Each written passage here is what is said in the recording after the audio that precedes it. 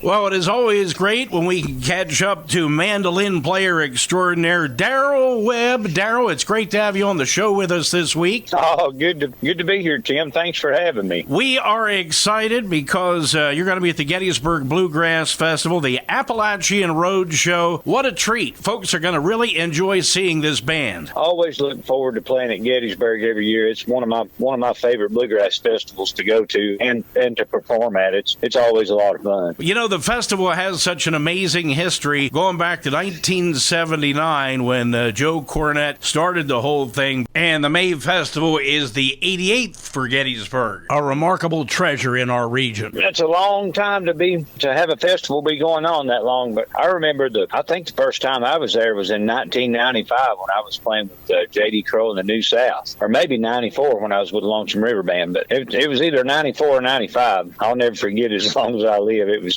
something. You know, the thing about bluegrass festivals, and this is one of the things that I've come to enjoy about festivals like this, is the fact that fans are treated with the great opportunity to be able to talk to the artists and, you know, get the autographs, buy their merchandise. It's really such a fan-friendly environment. Absolutely, yeah. It's always been that way ever since I can remember it. All the people that come to Gettysburg and all the fans are always great. Well, I enjoy visiting with everybody when I go up there.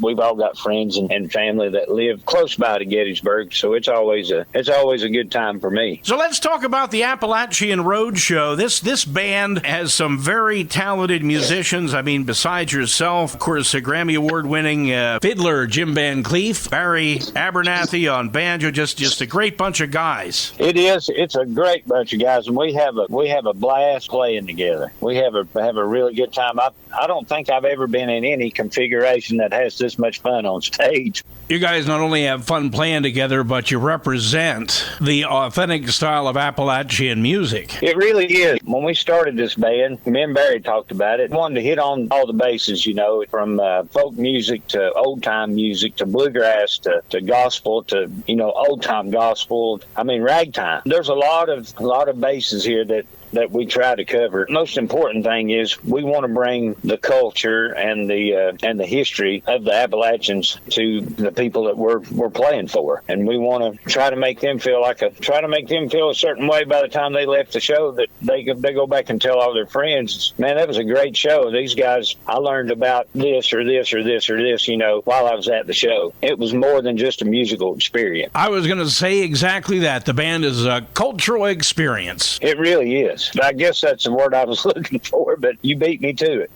And I know since the band's started, it's had some very successful albums back to 2018. Song of the Year, Dance, Dance, Dance. That was a big record and got a lot of accolades at IBMA that year. Since then, a couple of other albums, Jubilation and Tribulation. And when you look at those albums, when you look at the songs on those albums, it is a clear representation of the different styles of music that you mentioned. Absolutely. Yeah, especially from Tribulation to Jubilation. There's a lot of different things to cover there, you know. And when we did the Tribulation record, it was released on March 27th, the day that they shut the world down with COVID.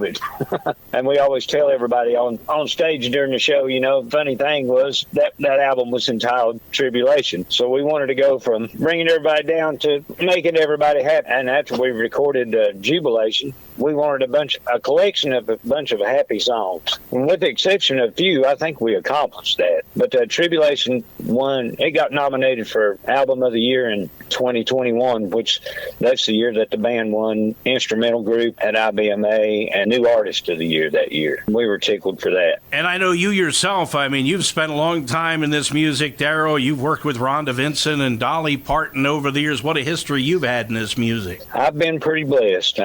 I will say that. I've got to do almost everything that I want to do playing music. Like, I had my own band together for 8 years, and when Barry called me to do this, it was just the right time, and it sounded like a really good thing to do, and me and him got to talking, and then Jimmy was out with Josh Turner at the time, so he finally left Josh Turner, and then three of us got together, and then Zeb, he was already playing with me. In 2018 was my last year with Darrell Webb Band, so Zeb was out playing with me from the last year. And I told Barry, I said, I know the guy that can do the guitar job in this band.